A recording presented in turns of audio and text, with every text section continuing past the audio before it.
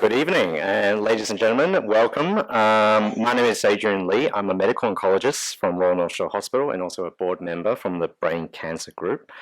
On behalf of the board, we welcome you to the Brain Cancer Group's 6th awareness raising event held annually here at New South Wales Parliament House.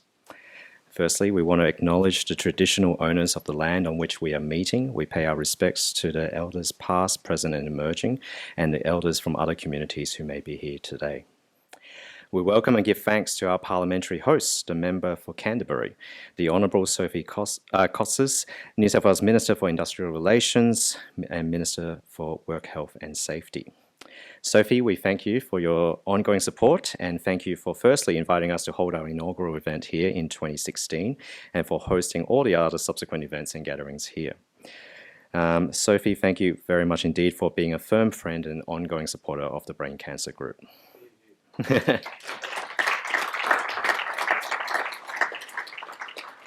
We also want to welcome and thank the Honourable Ryan Park, New South Wales Minister for Health, Minister for Regional Health and Minister for the Illawarra and South Coast and Member for Keira. We also extend our welcome to the Mayors of North Sydney, Councillor Zoë Baker, and the Mayor of Mosman, Councillor Carolyn Corrigan. We thank all of our parliamentarians who have and will be joining us on what we recognise as a very busy sitting day today. We welcome also all our distinguished guests, our ambassadors, patients, families, carers, donors, sponsors and supporters and business community leaders and representatives of the other brain cancer organisations, the board and team members of the Brain Cancer Group. In particular, we also want to take this opportunity to acknowledge the Brain Tumour Alliance Australia, BTAA, represented tonight by former Chairperson Catherine Hindson, Jerry Tai, Di Pooley, Philip and Jane Steele and Barry McLean, with apologies from the current Chairman, Craig Cardinal. BTAA and the Brain Cancer Group have forged a strong partnership bringing together to the public and health professionals informative education events such as our oligodendroglioma and meningioma webinars and an education forum in May this year at North Shore Private Hospital. Also this October 2013, the BCG will again sponsor BTAA's Patient Forum, which will take place at the beginning of the Cogno Annual Conference. We look forward to working closely with BTAA to bring more of these events to the community. All will be filmed and available on our website. This is a big event to be confirmed. At a certain date in November, we will advocate for brain cancer patients at the inaugural Head to the Hill, initiated and organised by BTAA, where we and other brain cancer organisations in Australia and the public will head to our nation's capital and Parliament House to take our message directly to our federal government. TBCG's Associate Professor Michael Back will expand on this a little later in the program, but please keep this in mind for now for November 2023, and we will confirm with more details in the weeks to come. Now, finally, just to briefly introduce our three keynote speaker groups. Firstly, we will hear from Jess Hill and David Hollier, who have both very kindly agreed to share with us their experience. And secondly, we welcome our guest speaker from the Psycho-Oncology Cooperative Research Group of University of Sydney, Associate Professor Haryana Dhillon, who is tonight also joined by her team, research team. Last but not least, we will also hear from one of our own, the Brain Cancers Group, the Associate Professor Michael Back. I'll be reintroducing our special guest speakers tonight with more details as they come up through the evening. I'm sure I speak for all of us here tonight that we very much look forward to hearing from all our speakers tonight. Firstly, though, we will ask our very kind host, Ms. Sophie Cotsis, to open these proceedings.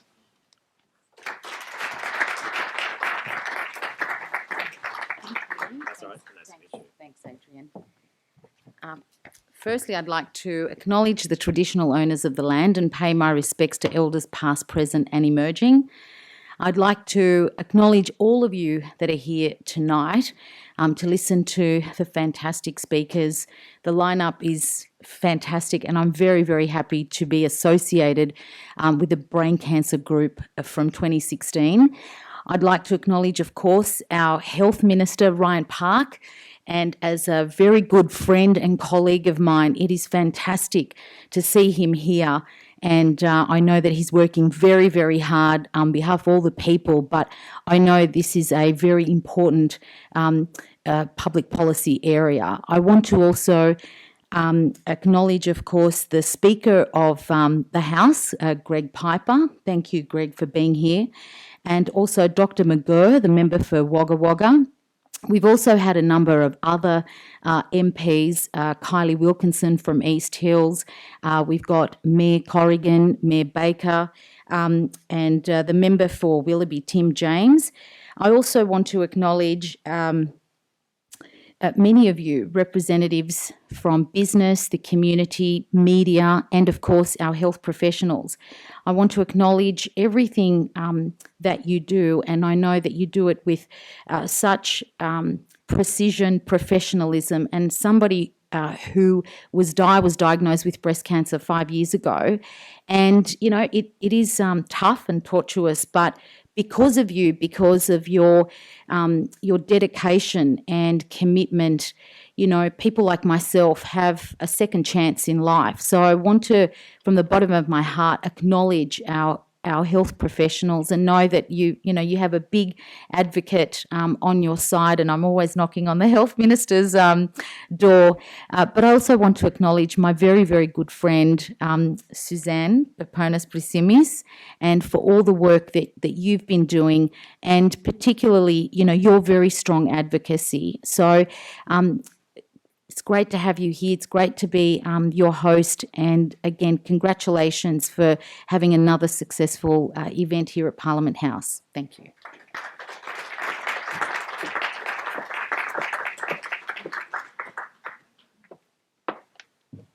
Thank you so much, Sophie, for your generosity in hosting our event. Now, I'd like to ask our New South Wales Health Minister, the Honourable Ryan Park, to say a few words. And as you join us on stage, Minister, the Brain Cancer Group wishes to take this opportunity to thank the New South Wales Health Government and the Health Ministry for a recent grant of $110,000 towards our brain cancer research program. Thank you very much. Thank you, everybody, and I too would like to acknowledge the traditional owners on the lands we gather and pay my respects to elders past, present and emerging. I won't obviously go through all my the parliamentary colleagues and dignitaries here. Sophie Cotsis is a very good friend of mine, an incredible advocate and a real warrior. She stared down cancer and won it, and I've seen her argue with the Premier and the Treasurer and win it. So I don't know what cancer thought they had. To obviously the Speaker, who keeps us all well behaved, to my parliamentary colleague Joe McGurr, to other parliamentary colleagues who I may have here, of course, mayors, people right across the health and medical research spectrum. Thank you very much for being here. Last night at about 9:30, 9:45, I turned up at Royal North Shore Hospital for one of my unannounced visits. And after about half an hour of them working out what the hell's going on, I got to a discussion around people who often came into the hospital and their needs. And the after-hours nurse talked to me a lot about that cancer patients, unfortunately, often have to spend an enormous amount of time there, and they go through that experience over and over again. And as I do these unannounced visits, I certainly learn a lot about the health system. And I'll talk to you a moment about a family that I met that is dealing with a cancer that you folk are desperately trying to work on. But it is important. Sophie recognised that this is the 6th awareness-raising event, and I want to thank Sophie for being a sponsor of this event. Thank you all for being here. This event's proceedings obviously have been brought to you in association with the Brain Tumour Alliance Australia, and I want to take the opportunity to acknowledge the Brain Cancer Group and the Brain Tumour Alliance Australia for your continued efforts in supporting further research and education and in helping those affected by what is a often rare but unfortunately often lethal cancer. In New South Wales, you know as better than I do that we have around 600 new cases of brain cancer are diagnosed annually. Now that represents just over 1% of all new cancers, and a range of initiatives have been supported nationally and in New South Wales to help people diagnosed with brain cancer. And I want to talk a little bit about some of those in a moment that I've had the opportunity to learn about over the last 4 months and get involved in and hear some personal stories about. In New South Wales, the state government makes a significant investment towards cancer care and research. The Cancer Institute New South Wales is obviously the largest funder of cancer research in the state, and it supports research across multiple cancer types and provides for fellowships to attract and train the very best and brightest research minds, state-of-the-art research equipment, translational research programs designed to accelerate the discovery of new therapies and diagnostics. And in 2022, through the Cancer Institute of New South Wales, incredibly, more than $28 million was awarded in research grants and clinical trials. The Institute currently supports over $6 million in brain cancer research. And this is the one I wanted to talk about recently because I had an opportunity to meet some family members who tragically lost their daughter. What we also do is include recently a $3.75 million 5-year translational program grant awarded in 2020 to Associate Professor David Ziegler of the Sydney Children's Hospital at Randwick. His research on diffuse intrinsic pontine glioma and DIPG, as I've learnt in the last few months, an aggressive and difficult to treat brain tumour aims to deliver a new care model, therapies and better outcomes for children with inoperable brain tumours. Just 2 weeks ago, I met with a family, the parents of a little girl called Emily So from my electorate. They lost Emily to DIPG recently. And as I spoke with those parents, not only in this job are you always incredibly humbled, and you go back to your own family and tell them to stop whinging. But I was not only humbled, but here was 2 parents who had lost their child recently in terrible circumstances. Yet they were there advocating on behalf of other children and the work that research teams are doing around DIPG. And I thought that was incredibly moving. And over the next week or two, I'm due to meet with the Secretary, Susan Pearce, to talk about that research and to see what we can do more to advance that type of work in these rare cancers, but cancers that have an enormous impact on people. I recently met with Christina Keneally from the Sydney Children's Hospital Foundation, and she talked to me about what do you think where we could go in terms of our fundraising. One of the areas I said is in some of these rarer cancers, some of these cancers that unfortunately don't get the publicity that other cancers get. Now, I'm not saying it's a publicity competition, but the reality is some of these rare cancers don't. And I said that I think we, combined with government and philanthropic, should start to focus on these to try and change that. And I thank those of you in the room who are making a real difference. Can I say on behalf of those parents, the work that you are doing collectively has been very, very well received, even though the pain would be unimaginable on what they're going through. Earlier this year, the Cancer Institute, as you know, awarded 3 fellowships worth $1.7 million to emerging children's brain cancer researchers, Dr. Hollier from the University of New South Wales, Dr. Han Shin from the University of Sydney, and Dr. Guoying Wang from Macquarie University. These fellowships will help each to further their work on 3 specific brain cancers: DIPG, diffuse midline glioma, and glioblastoma. I want to thank all of you for the work that you are doing in this space. I know that this is an area of public policy that I have a deep interest in. I think some of these cancers we need to try and elevate in terms of the impact that they have on families, and we need to try and continue to pursue and help your work to achieve those outcomes that those families desperately want. Thank you for your incredible talent, your incredible intelligence, but also your incredible advocacy. Having met with many of you and having read correspondence from many of you, I want to thank you sincerely from the bottom of my heart.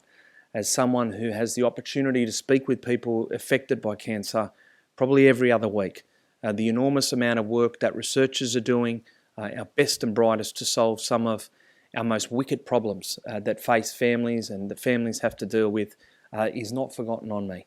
So thank you. I look forward to being a partner with you over my term as the Health Minister. Thank you to Sophie for hosting this event, and thank you all for coming to the New South Wales Parliament.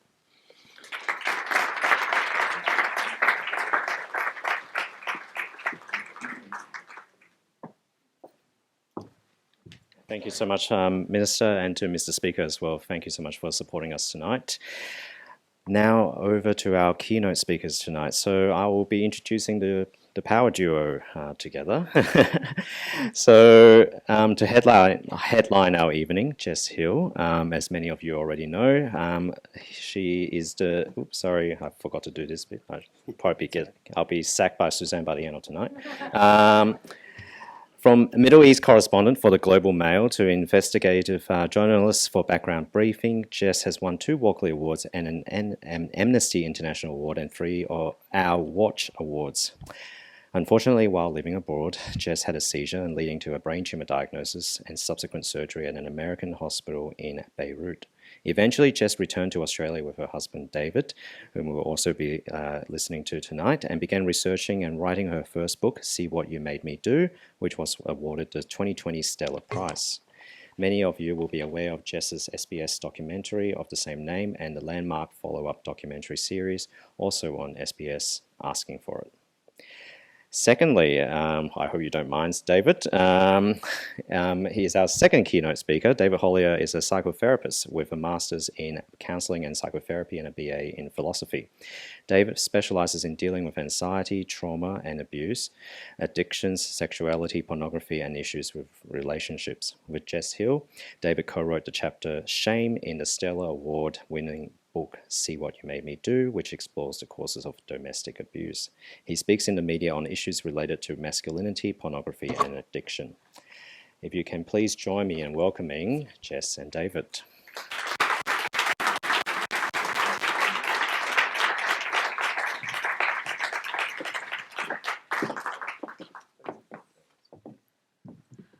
Thanks so much, Adrian, and thanks everyone for coming. I'm kind of flabbergasted, and I do a lot of public speaking, but like never about myself.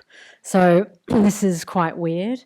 I also want to acknowledge traditional custodians of the land, the Gadigal people, and pay respects to their elders past and present, and acknowledge that sovereignty was never ceded.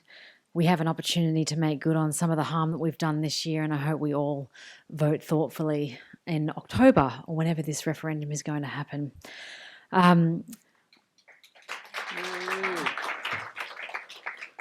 So I spoke to Suzanne, I guess a few weeks ago now, and said, would you like to come and talk at this event?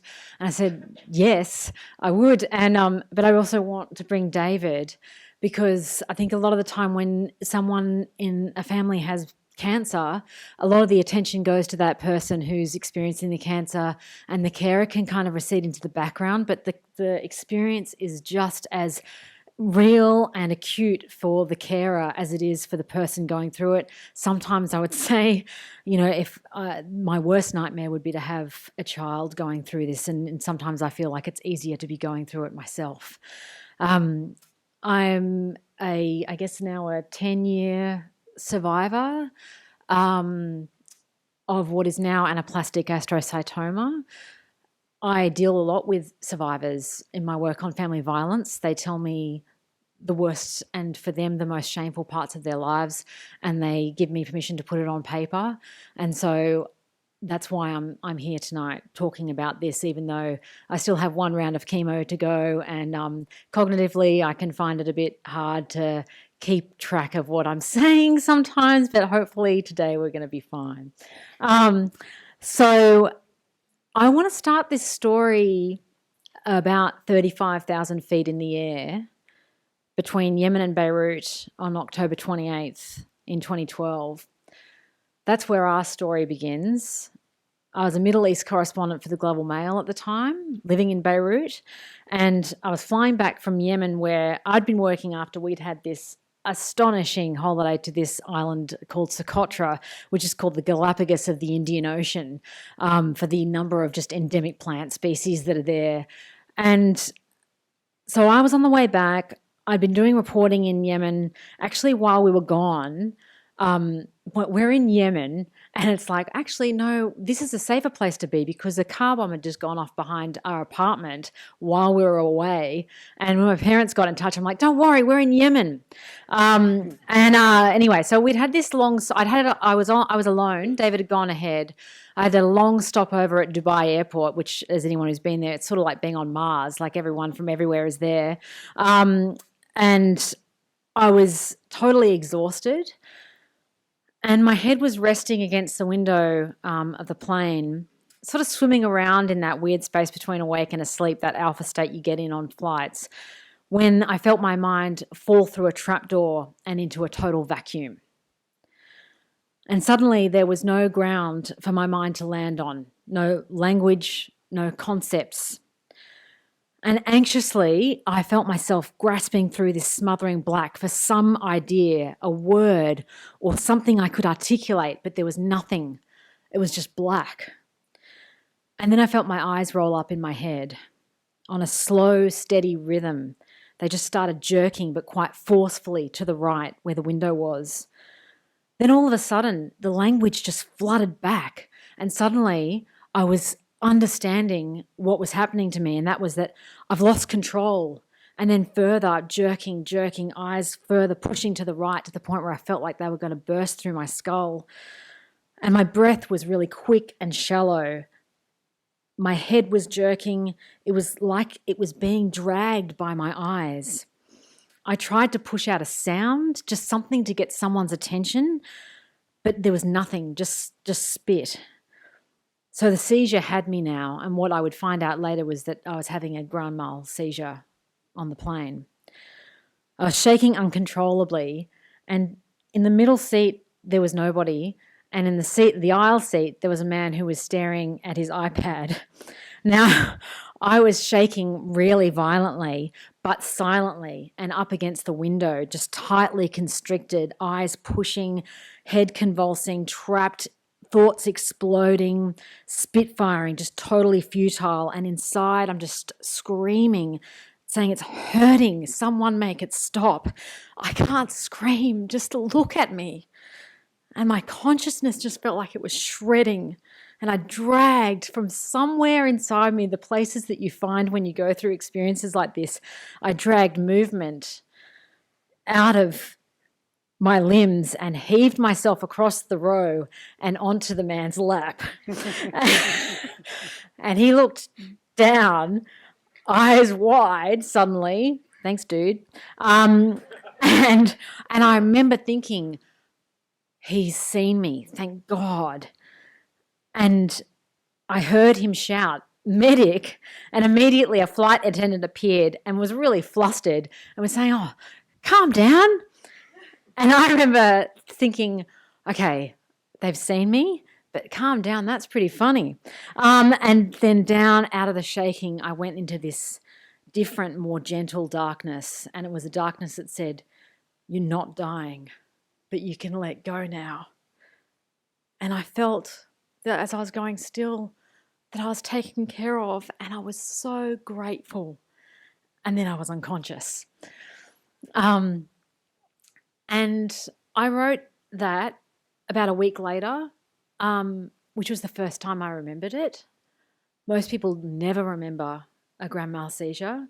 That's why I wrote it down. I actually ended up making documentaries about seizures, primarily to tell people that this is what their loved ones might be feeling when they're having a seizure, which might be terrifying. Sorry, everyone. But it's important to have that record. So to cut a long story short, I mean, I tried to go to the bathroom. No one actually told me I'd had a seizure. The first thing I found out about was when I came back to the seat and realised that I was sitting in a different seat, and the seat I'd been sitting in was wet. And my legs felt like they weren't working. And I asked the flight attendant what happened. She said, oh, you had a seizure. And then the guy who was taking me off the flight in the wheelchair tried to charge me 10 Lebanese pounds for it, and I refused to pay. I thought it was outrageous, and then got in the taxi, and I said, I'm going to Jamaica. I was going home, and the taxi driver said, that'll be 30. I said, no, it's 20. It's always 20. And he said, yeah, but that guy just made me pay 10. And I was like, that was absolutely more galling than the fact that I just had a seizure. I was absolutely enraged. Anyway, went back to the apartment, into our bed. David rushed next door to the Lebanese Red Cross, which very handily was right next door, came back with our friend John, who would smoke out on the balcony, who we knew quite well. My vital signs were normal, but he said, you really have to go to the hospital now. So we went up to Cecine Square, where the car bomb had killed 8 and injured 78 more the week before, to Hotel Dieu, the hospital where they were all treated, through to emergency, hooked up to a drip and the MRI, and alone on the gurney was silent but for the loud machine burst that was scanning my brain. Went out and then back in because they needed to double check something. And sometime later, a doctor came into the room and said, we're not prepared to call it a tumour yet, but there is something on your brain. Yeah. So, hi everyone, thank you all for coming. I just want to say, for us, we've gone through so many things that seem so harrowing when you tell them, but I've never felt it to be as real as it is in this community of other people, and to sit here and know that there's so many people out there that have gone through their own experiences that are so personal. So I'm really aware as we talk tonight and tell our story that everyone's having their own really personal reactions to this, and it just makes it very real in a way that when you're experiencing it just in your own life, it's sort of just part of what you're doing. It's very strange how it just becomes normal until you start talking about it and realizing this is pretty weird. But just to sort of let you know, that process that we went through there, just when Jess was saying that, I just had that real memory of her being in that machine at that hospital. And it just struck me then that, wow, that was the last moment we had in that life where we just got to take for granted that we're alive and there's no immediate threat to our lives. And I remember when she came out and the two people there, these two medics, said, we'll just go upstairs and we'll have a chat.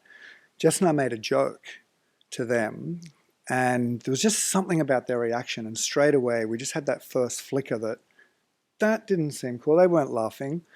Obviously very funny, so that doesn't Yeah, make sense. that doesn't make any sense. So it was very strange to be up there and then get that sense from them that there's something there, and that's all they were prepared to say. And of course, we're not about to accept that when journalists, need to know the answers to things. So it was like, so give us the spread, what are the possibilities? And we got this idea we drew out of them this idea that, well, it could be anything from a benign cyst to a grade 4 cancerous tumour. And we just sort of froze, and that was the first moment it hit us. And I guess that is what we're sort of talking about tonight, for me anyway, that journey of becoming accustomed to what you're living with.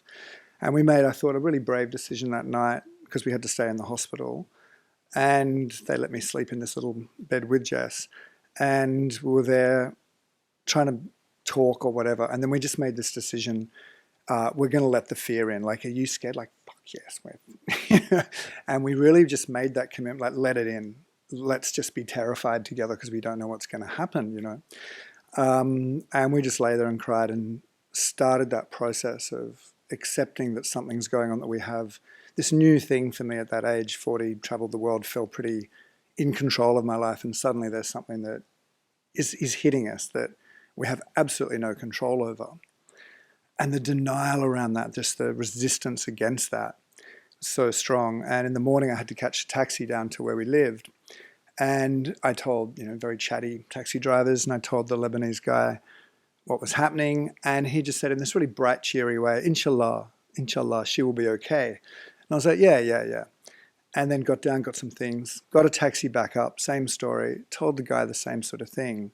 This guy was an older guy, and I'm thinking he's probably been through the war. He's seen a lot more than this other younger guy. And he said the exact same thing, but with a very different tone. It was like, inshallah, it will be okay. And as I tried to take that in, the confidence I had on the way down, 15 minutes later was gone. And I realized that every person that's ever been in the space at this moment is imagining they're going to get a good diagnosis. And every possible diagnosis that's been given has come to someone in exactly my state. And suddenly it was that extra dimension of like, we don't have any say in this. We don't have, and I remember Jess talking about that moment of like, having that why me feeling and then changing that to, well, why not me? And just getting across into that space that you don't realize that the space you were in before was quite privileged, that you never ever thought about this. And suddenly we're in this other space dealing with and grappling with all these other freaky possibilities. So that was a really big shift that we started in, you know. Yeah. So I think it was interesting at this point because I have it written down that we were told it's not cancer. Don't worry, it's not cancerous. It's a cyst. And I think we were told at that hospital that it was a cyst. We then found, I think it was, anyway, we'll talk about that later. There's a lot of that when you have a decade of diagnosis. Then I was really lucky that, you know, my dad and his partner, Sue, looked around the world, and particularly in Lebanon where we were, for the best surgeon, you know, and also lucky because not only had my editor, who at the time was Monica Attard, had got me work insurance with kidnap and ransom, which was very useful, but had also got me some work insurance that had like unexpected major health event, which was getting a brain tumour. So everything was covered. Right, so we got to choose our surgeon. Who was Dr. Yusuf Kamer. He was at the American University of Beirut. He operated out of Johns Hopkins Hospital. People say like, "Oh God, you were operated on in Beirut." I'm like, "Are you kidding me?" Johns Hopkins Hospital has a self-playing grand piano in the foyer. It also, I'd be riding the lifts and it'd be like, "Oh, sheikhs from the Gulf who have come here because the hospital is the best in the region." Like, I could not have been in better hands. But there's a real culture, Lebanese culture. In fact, Susan Sontag talks about this culture in her Illness as a Metaphor when she talks about cancer and the way that physicians used to talk to families about cancer diagnoses and how they would keep the cancer diagnosis from the actual patient and only tell the family. And what was a real culture, it seemed like still in Lebanon, they still had that culture, by the way. So I was fortunate that he actually told me that what I had. But he was very no nonsense. You know, there was no, you might have this amount of time to live, or this is the median life expectancy. None of that. It was just, you'll need scans every 6 months for the rest of your life. But I got it all out. And fortunately, you know, hello to Dr. Hook, my surgeon here, who is amazing. But all surgeons say they get it all out, and then you go to talk to the oncologist, and they're like, "Here's how cells work." But they do get it. They do get it all out ostensibly. So I had surgery. At that point, I was so scared of needles, I had to tell the poor nurse I'm not ready even to get the catheter in my arm, and to come back later. But they were so good at it, I didn't even feel it go in. Now I've probably had like 2,000 needles since then. And I think that whole experience of being operated on in Beirut was actually so incredible. The guy, my anaesthetist, wore a camo hair cap, which he said was for his fight against disease. And as he put me under, he showed me photos of his kids because he wanted me to see something loving before I lost consciousness. Like, I cannot tell you just how beautiful it was, the experience of being operated on, except for ICU, where a guy had just been in a motorbike crash and was yelling, "Yola!" for about 5 hours. So when I came out, and that whole thing of like, you know, why me? It really was not occurring to me. We had Syrian refugees on the pavement, literally outside our house. Like, why not me? Why them? Why all the shit that we'd seen around the Middle East, excuse me, Parliament House? What cosmic sense does any of it make? I'm not looking for cosmic sense in why it happened to me, but what hay can I make out of this, I guess. And to be honest, I felt a sense of like utter transcendence and total gratitude for the experience that I was having.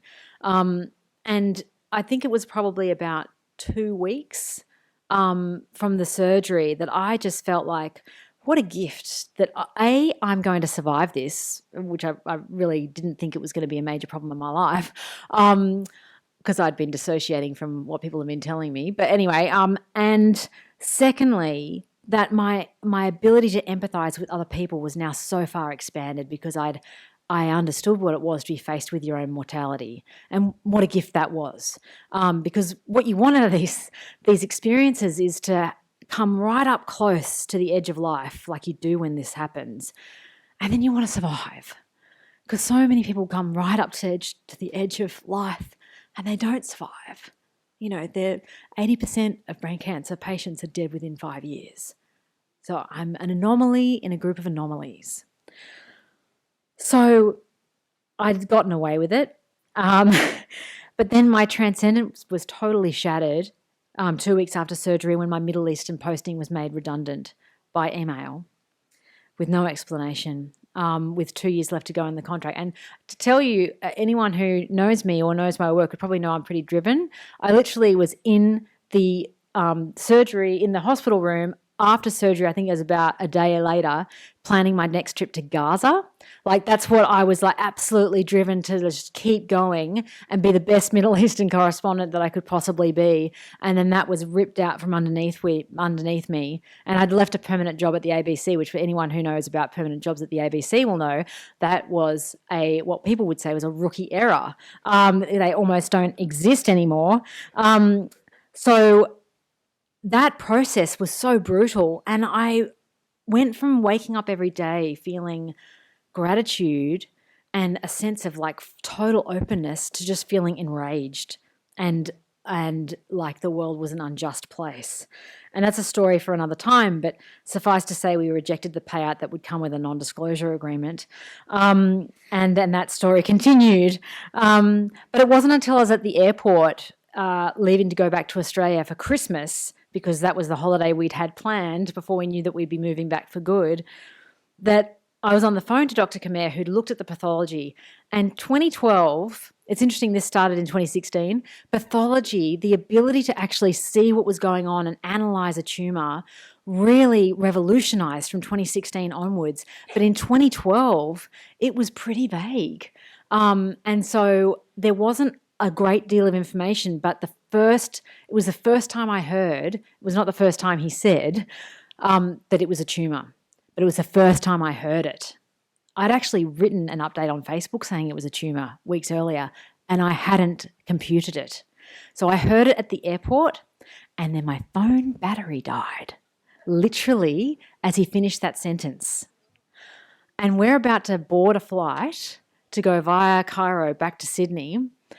I find a phone to call him back about half an hour later, and he's left for the day. So just left with that, wondering what on earth that means.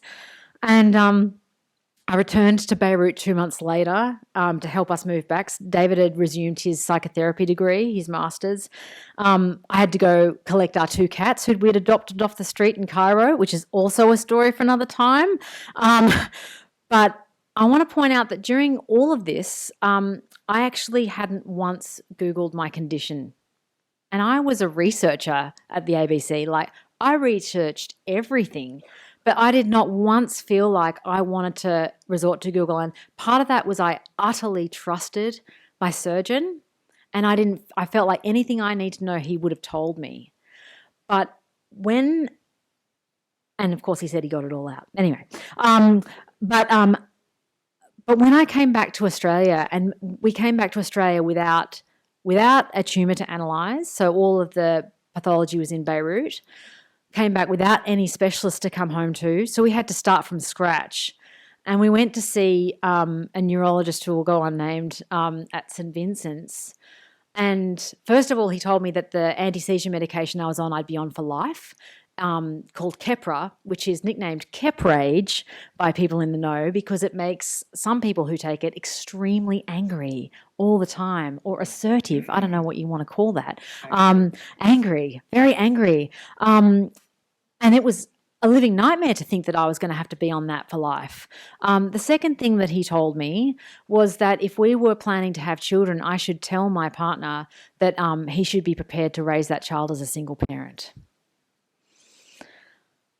And so that was the first interaction. Then I went up to Taylor Square a few days later to a GP for something I think it was actually quite unrelated, and it just came up in our chat that her husband had also had a brain tumour, a grade 2 brain tumour, which I had at the time.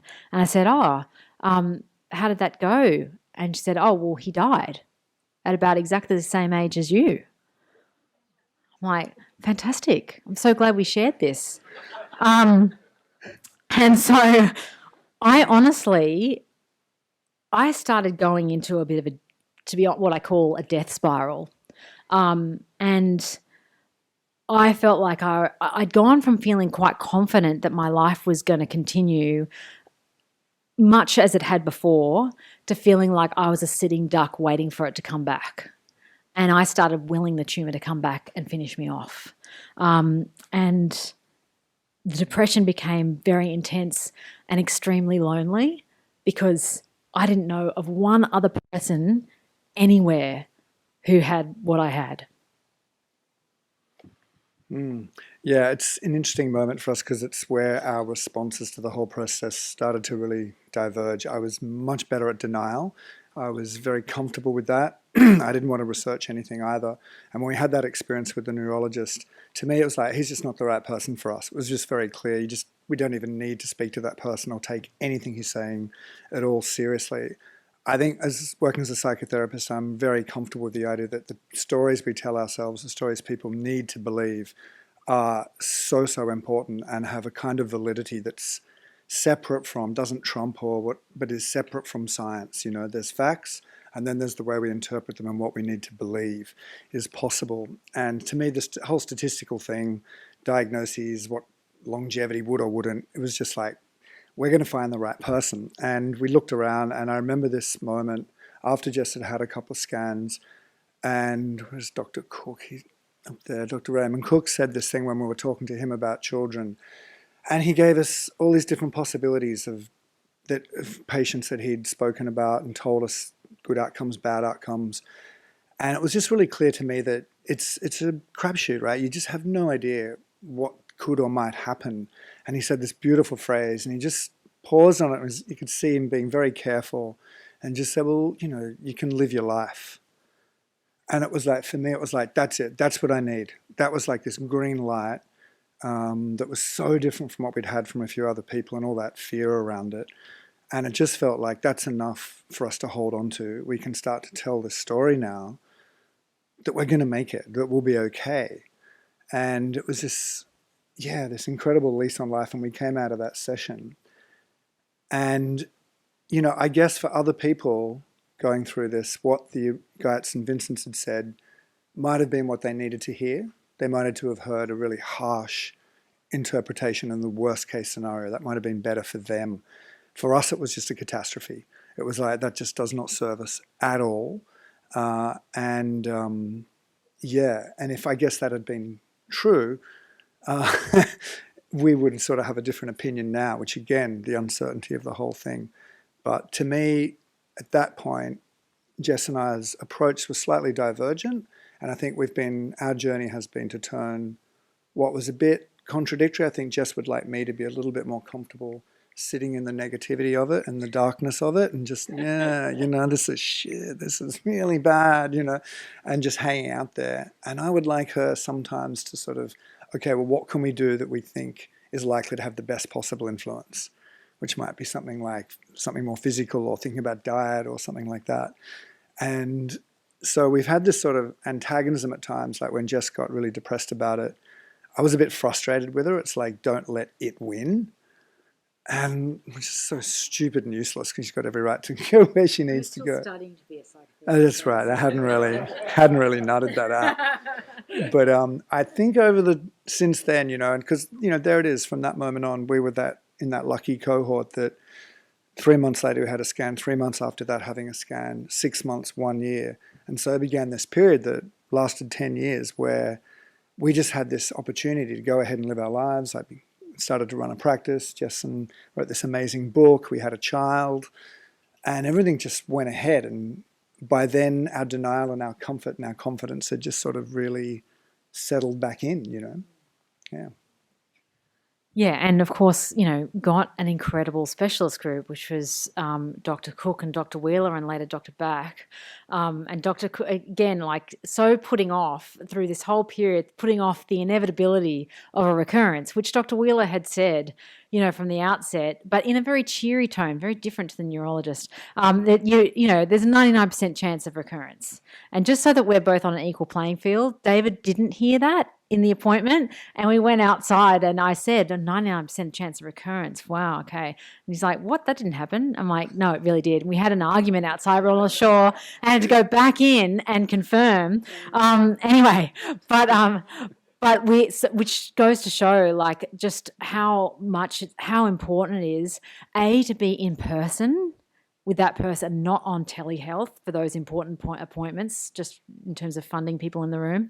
But also that thing of having someone with you, because we're defective as human beings, and we believe what we want to believe and what services our story at the time. And it didn't service David's story that there was 99% chance of recurrence, so he didn't hear it. Just like it didn't service me to hear that it was a tumour when we were in Beirut. So I think it's interesting, David's experience of that decade, I guess, was different to mine, obviously. Definitely we had that sense of normality, and after a few sort of anxious scans, I'd be in the scanner just kind of listening to the atonal Radiohead type, bang and drum of the machine and kind of meditating and enjoying it. And then when it came to writing my book, I was actually I remember getting a PET scan and sitting there with the catheter on and, actually prepping my book, and so it was I was absolutely just sort of coursing through that whole time. But I think when I started on what would become really my life's work for the next decade, which was reporting on domestic violence and coercive control, I went on this mission to sort of fix the world, fix the family courts, give people the language to explain what they'd been subjected to, and to expose this whole underground society that has been largely invisible and severely misunderstood. But in doing that, I did something that came quite naturally to me. I grew up with scoliosis and chronic pain, and so I went back to dissociating from my body entirely, essentially. And during the writing of that book, I spent every minute, I was either spending every minute writing and researching and speaking to people, or I was having a baby through IVF and breastfeeding them, and then going back to writing, and reading and speaking to people obsessively. And to give a sense, it was a good month if I washed my hair during this period. I generally do have good hygiene habits, but I was absolutely fixated. And I think I was really living like a mind in a jar, and I was not... if someone had said to me, you're living with brain cancer, I would have looked at them like they were mad. I never identified as living with brain cancer or any type of condition. It was just something I checked every 6 months. And actually, when I did a book event afterwards, I confessed to the audience that I hadn't bought underwear in 3 years, and a lovely reader sent me a $200 voucher for underwear. So just want to really defame myself about how disconnected I was. And I think that I just had too much to do. Stevie was born in August of 2017 and just arrived in our life like the gift that every baby is to every family. That was 5 years after my surgery. And then it's full steam ahead until the book comes out in 2019. And then in February 2020, unbeknownst to us and unbeknownst to everyone, the tumour comes back. Now, grade 2 tumours, and please correct me if I'm wrong, specialists, but they often don't flare on a scan, and I was in about 2.5. So they can be hard to detect, but, to anthropomorphise a tumour probably wrongly, they're ambitious. They want to progress. And so we kept doing scans every 6 months, and we were looking at a very specific part of the cavity where the tumour had come out. There was a flare around the edge, and there was a very slightly growing white area that we were monitoring very closely. And it was going so slowly that there started to be some argument, well, 99% chance of recurrence, maybe we should go back in, finish the job, just carve it all, whatever's in there out, do radio and chemo, let's just do it. And there was dissent between us and our specialists as to what the best course of action was. And in 2021, at the end, it was really line ball, whether we dive back in. And then in October 2022, it stopped being line ball. Yeah, so that's when all the denial sort of ended very, very painfully, very suddenly.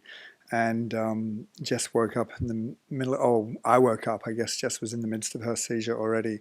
And I'm sure some of you in the room have been around this, and it was weird because the first time she'd had the seizure, she was on the plane, I hadn't been there and I'd seen the aftermath. But to wake up and hear this, I thought it was our cat. Was somehow trapped in the blankets. It was this very strange sound. And without going through too much of the harrowing detail, I did a couple of things that you're not meant to do because I couldn't stand her thrashing about, and I actually grabbed hold of her and sort of was cradling her. And in this strange thing I'll never forget, like a visceral memory, because it had gone on for quite some time now, 2 to 3 minutes, which is apparently, getting to be a very long seizure. And it was seeming to get more intense, and it sounded like she was choking. So I got ahead and I just couldn't help it, and I forced her jaw down. And don't try that at home, especially because it's very natural for your finger to slide up. And just as her finger did slide up, my finger went in and then her jaw came back down. But it was like a lever, and it was almost like her jaw was a lever attached to her entire nervous system. And as the jaw went past a certain point, the whole seizure just let go. And I have no idea whether this is good, bad, or otherwise, but it's just what I did in the moment, because it just was unbearable to be in the presence of that and do nothing. Like, you read that advice, like, just stand back from the person you love dearly, thrashing about and making these horrific sounds and looking like they're dying. And maybe if it happened all the time, I'd get used to that somehow. But so we got through that. We got the ambulance there, etc., and they were great. And Jess sort of gradually came back into the room. There's this really scary moment where she looked at me, and I could see she didn't know who I was just for a second, and then she did, but she didn't know how to say my name. And it was this experience of being with someone but not with them. It was very, very unusual. And over the paramedics were fantastic. They were there for a good long while.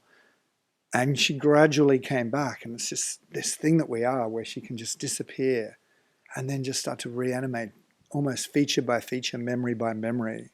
And suddenly she's mostly back, and it's like, that's good. That's a good sign. So they got her pretty right, and off she went. And the miracle of that was that our then 3-year-old daughter in the next room just did not miss a beat. Slept through, 4-year-old, slept through the entire thing, and I'm just so grateful for that. But off Jess went, and it's strange again, this different experience, like for me, and we didn't realize this until later, but as much as I'd sort of at the start been a bit more in denial, I think I was much more on track with the idea that this would come back at some point. So for me, when she had the seizure and off she went in the ambulance, I was like, yeah, this is it. So it's going to be surgery, radiation, chemo. And even the next day in the hospital, Jess was like, oh, it's just because of stress. I was like, what the? Really? And suddenly we realized, again, for the 100th time in this process, wow, we're in a completely different place on this. And again, I had to go through that process, much like that first night, where the fear threshold's so different when your child's involved, because I feel like we can deal with the mortality. We'd adjusted to that, all the possibilities around that. But until that night, I didn't understand how there was another fear waiting for me, which was the fear of what I'd do if my daughter has to see her mother that sick or die, And luckily my sister answered the phone at 4 o'clock in the morning, and she was able to just talk me through, and I was able to just connect with that fear and let that all through, so that we were in a position later to sort of, again, just start to grapple with what we're facing and work our way back to a sort of more, again, is it denial? I don't know, optimistic position to undergo the next phase, Yeah. The violins are Oh, going to we're play in getting a it, second. yeah. So I know it's a long time, unfortunately, or fortunately. So yeah, I will be very brief. Just in some, it's funny because like the last 10 months, 8 months now, 9 months since surgery, have been so epic. They kind of wore a half an hour speech on their own. Dr. Cook did an awake craniotomy on me because we wanted to make sure I didn't cut out anything that I actually need to use, and so, and to show you a bit about my personal pathology, my only memory of that was them going, Jessica, Jessica, Jessica, and I'm like, nah, and just falling back to sleep. And so I was absolutely convinced that I'd failed. And then he came in and said, no, you were awake the whole time and talking, and as you can imagine. So the surgery went well. Had somebody else screaming in ICU, but that's just the scene. And I think the importance of having a strong team around this whole experience, particularly like hats off to Marina, who works with Dr. Wheeler,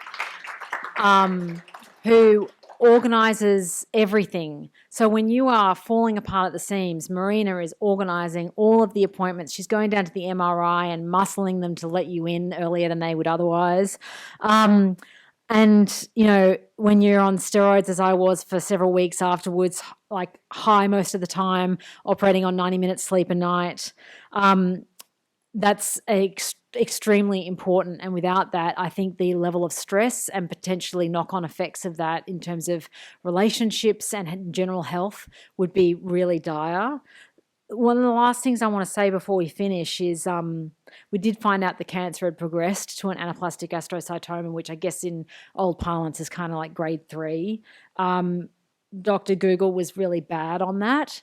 And there's, a lot of this research that you'll look up is just not relevant anymore because of the difference in pathology analysis and what you can find out about individual tumours. These are very personalised, and averages don't mean much. But it did seem for about a week or two that I'd be ambitious to think that I'd be alive in 10 years' time, which was an interesting thing to experience when you're sleeping 90 minutes a night, and going power working in the morning as early as is safe. I think that the thing that is possibly the least talked about but the most impactful of this whole process, the presence of friends and the way that friends and family circle in and almost go on shifts for such a long period, month or two on here or there, cooking meals, taking me to radiation, and doing what they can on and off. The absolute dedication of a carer like David, who's just been utterly devoted and learnt how to be a carer in a way that has surprised and gratified me in ways that I really can't express. But also that chemotherapy, everyone says, oh geez, the nausea must be terrible. It's like they got pills for that. They do have pills for this, but I didn't take them. They don't have, I think, super effective pills for the depression and the moods, and the fact that you are so reduced that you have nothing left, no coping resources left, and you become something that is unrecognizable to yourself and to your loved ones. And every month that same process is going to repeat for 6 months. And I know that part of that process will repeat in 2 weeks. And even knowing that I'm going into that tunnel, it's even that I can't intellectualize it away. It takes you over. And I'd love for people to talk more about the emotional side of treatment rather than just the physical effects of it. I think it's really important because it can feel like you're the only one. So that's all I have to say. And Adrian, I know you're keen. I just one thing I'll add. We were very lucky at the start of that process that my good friend Ginger from Tasmania had come up to visit, and she'd prepared herself with a bit of Dutch courage to break through what we didn't, well, I certainly didn't realise was just how Protestant stitched up I was about accepting help. And she just said, dude, you're not coping. I'm like, what do you mean we're not coping? We're doing fabulously well. And she's like, you guys are so on edge, and you're at the beginning of 10 months of this, and you're full of shit, David. You are going to fall apart the rate you're going. You've got friends. They want to help you. Let them help you. And within 2 days, she'd helped us send out emails and things to people. We had rosters of people picking Jess up from radiation. We had people bringing food to the house. And suddenly there was this community that was willingly around us that I just didn't know how to access at the time because we were so frozen in the process. So yeah, that was my really main learning about getting through that process, was breaking out from that. I will be fine. We're doing okay. And just telling people, I think we're falling apart. We need your help.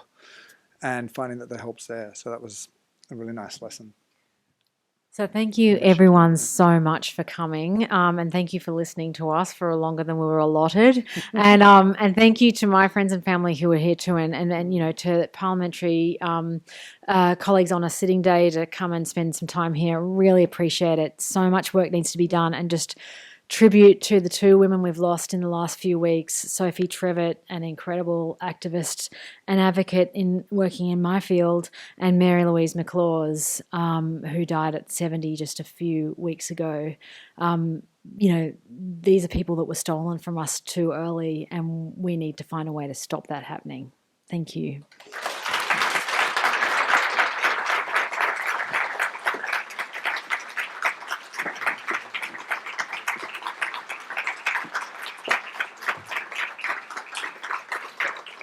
Thank you very much, Jess and David. That was very enlightening, and thank you for sharing your personal experience.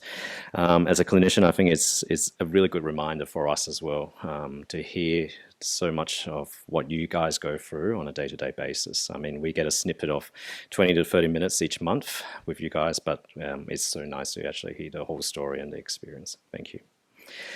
On to our second speaker, Associate Professor Haryana Dhillon is a Senior Research Fellow who co-leads the Survival Research Group at the University of Sydney.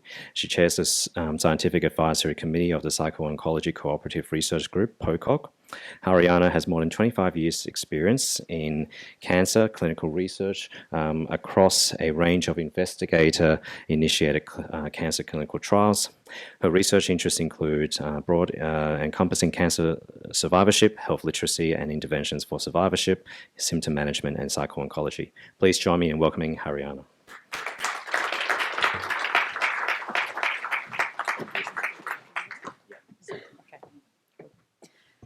Thank you very much. Thank you, Jess and David, so much for sharing your story. And Jess, you might have only bought, might not have bought underwear for 3 years, but I only own one dress.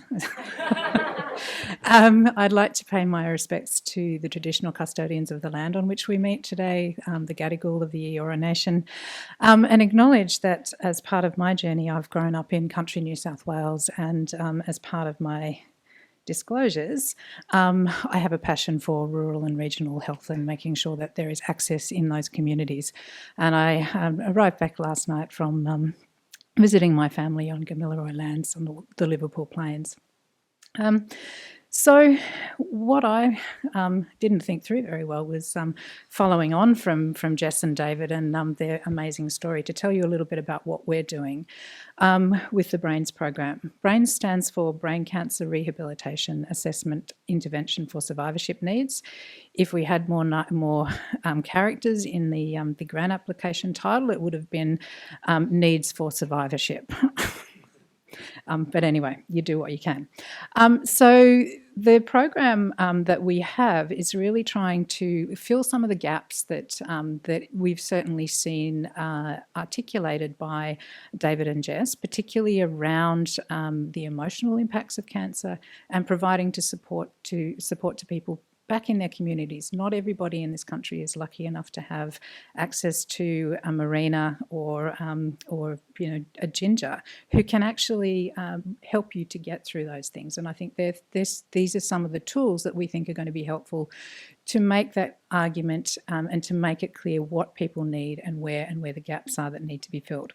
So we're developing a screening and referral pathway. We're also looking at different models of care that will assist us in trying to ensure that people get the care that they need, and at the place they need it and the time they need it. Accessing and improving the information resources that are available to people, because we know that there's a lot of information that's not necessarily suitable for people to access. It's not accessible at the level and the way that people need to have information provided to them. And there's a lack of supportive care interventions across a whole range of things, but whether that's physical functioning or physical symptoms or the emotional, psychological. And we also are very conscious that there is a lack of support for caregivers of people with brain tumours. And that's a really important gap. Caregivers provide an enormous amount of support, informal support that saves the community and the health system quite a lot of money as well. And this is intended to be a cyclical thing. It's not a one-off. We want this to be routine practice that people are providing, are actually screening for needs and their psychological well-being on a regular basis right throughout their journey, so that we can actually address those issues when they arise. I also wanted to highlight that the role of carers and patients in making their progress and to acknowledge the work and the effort that people put in. We don't pay enough attention to this as healthcare professionals and researchers. We don't actually measure it, but I think it's something that we need to be cognizant of, and one of the things that motivates the group that we work with. We also know that people with this is a population of people with high-grade glioma, that if people have distress, it doesn't necessarily dissipate, and in fact it's likely to increase over time.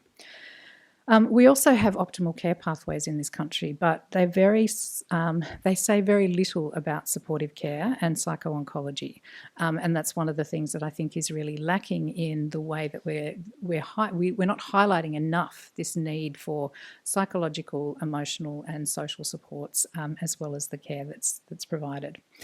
We also know from work that was done here by the Cogno group in Australia that not everybody has access to the same level of resources. So we know that many of the people, the centres that responded to this, who see brain tumour patients, have care coordinators, but very few of them have access to exercise physiologists, psychologists, general psychologists, or neuropsychologists to support people when they need it. So there are real gaps in the services that we're providing. We know that uncertainty is uncommon amongst patients and also among caregivers, and that they sometimes have different experiences and certainly processing information in different ways and at different times. So in terms of dealing with uncertainty, we think it's really important to be screening and assessing for needs, and to provide tailored and timely information to people, and also engage in some level of care planning and psychosocial support so that those needs are being met, that we're actually filling the gap and helping people with what they need. There definitely is a gap though, and that's what we're trying to fill with this. Our overall aim really for the BRAINS program, I mean there's a number of things listed here, but really what we care about is being able to deliver better survivorship and supportive care to people affected by brain cancers, and brain tumour more broadly, I think is there. So there's lots there, and there are lots of ways that we can do that. So routinely screening and identifying needs, providing that timely access. And I think just wanted to make the point about screening. It's not meant to capture everything. It's meant to find the people that most need help right now. And that's different to assessment. And I think that's something that certainly people in the health system sometimes get a bit caught up on around psychological support or needs for people with cancer. What we're doing, what we have done is actually developed a central screening point for an assessment point, which is called Adapt Brains. It's building on a clinical pathway that we developed for anxiety and depression.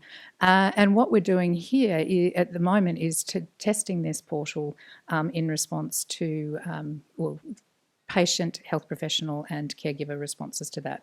So there are examples of some of the questions that we're asking in the screening questions, and we've got that down from about 65 items, which you would do in an assessment, to about 7 items.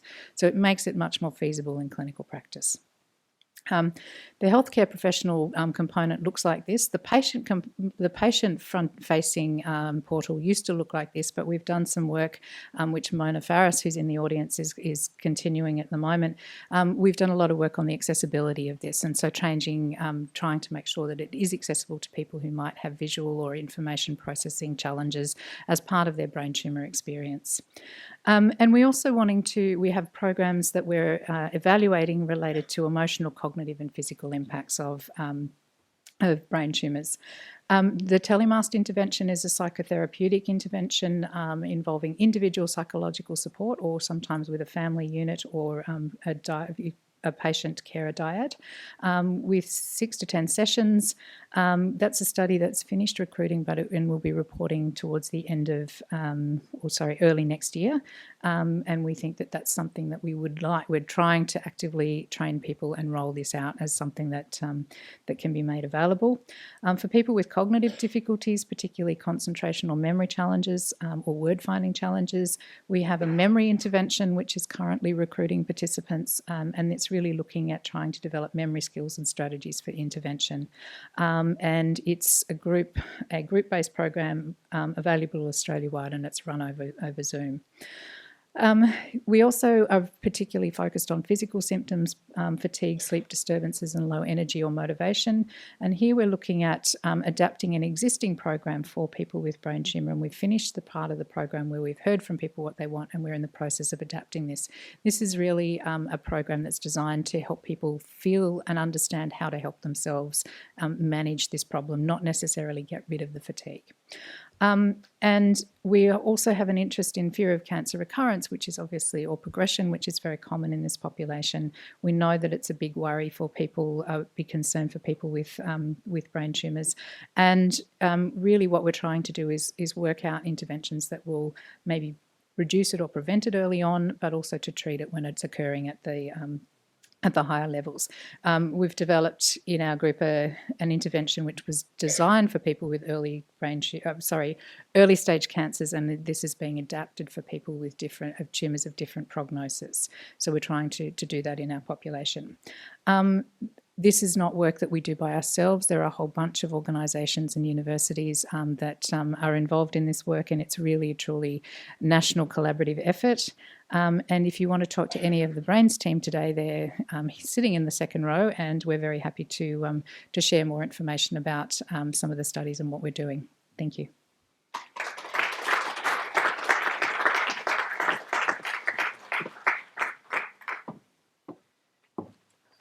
Thank you very much, Haryana. That's a great initiative, and certainly we're looking forward to how the grant and the program will help our brain cancer patients in the future.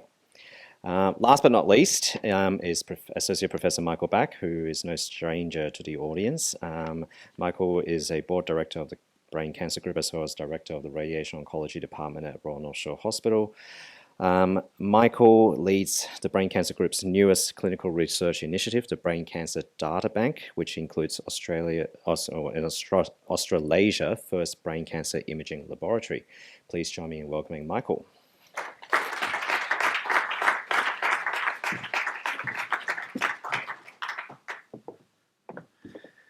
Thank you for the opportunity to just update a bit about the Brain Cancer Group, but really focus on what the theme for tonight is, which is really that third pillar of support, and advocacy and collaboration are the two thoughts that come through to my mind when I was just sitting in the audience thinking about the honest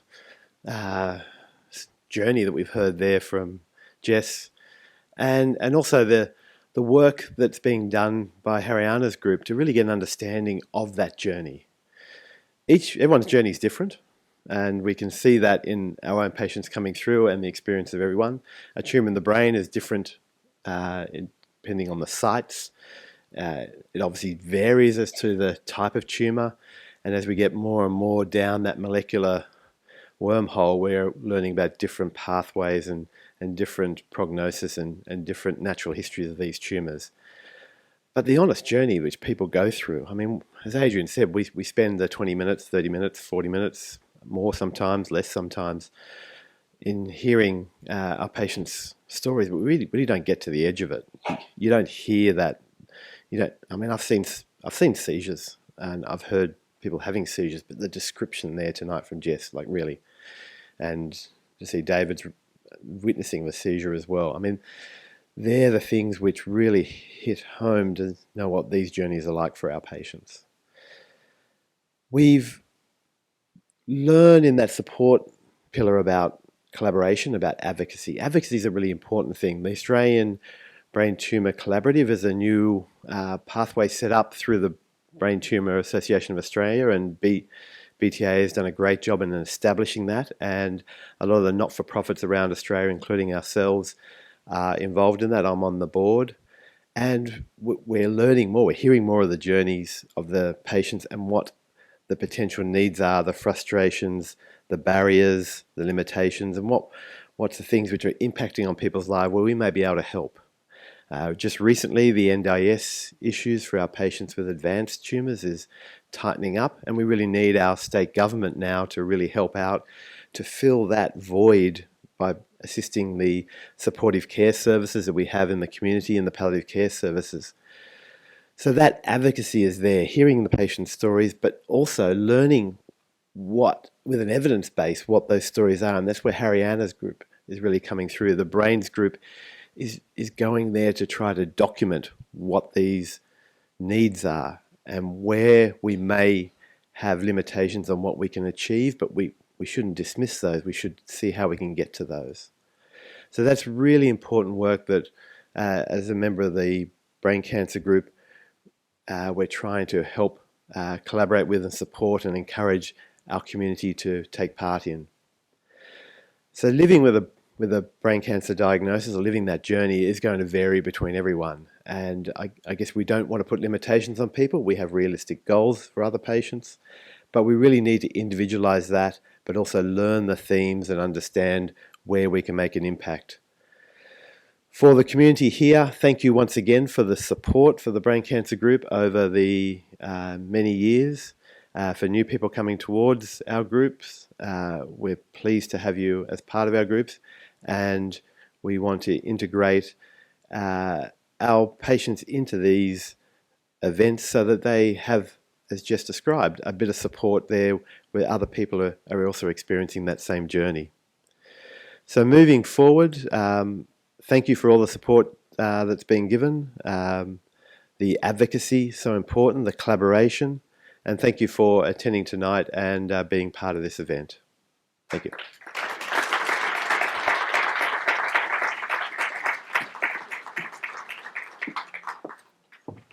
Thank you very much, Michael. I'm not going to hold everyone up for too much longer. There is a feedback survey if you want to access that via the QR code on screen. We would love to hear your feedback in regards to how the evening has gone. If there's new things that you want us to introduce, please do let us know.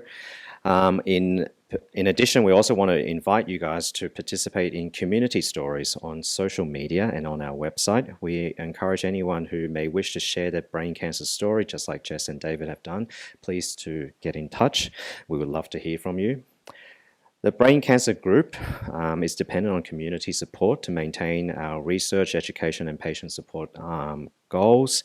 And we want to thank our partners, in particular Ramsay Healthcare and North Shore Private Hospital, for all their generosity and support over the years. And as mentioned earlier, we have a few more events coming up through in the second half of this year. There's a Cogno annual meeting, which myself and Dr. Karen Davidson are co-conveners for in October. That's in Sydney, so you don't have to travel very far. And there's a BTAA Patient Education Forum as well, just prior to this. And of course, the Head to the Hill event in Canberra sometime in November. So hopefully we will see you all there. Now, and as for the last little bits, please continue to enjoy refreshments. There's tea and coffee and petite four in the foyer outside, and if it gets a bit crowded outside, please feel free to wander back upstairs to the fountain court. Last but not least, we couldn't have done this event without the hard work, sweats and tears from our team, in particular Suzanne, Dennis, Jackie and Tracy.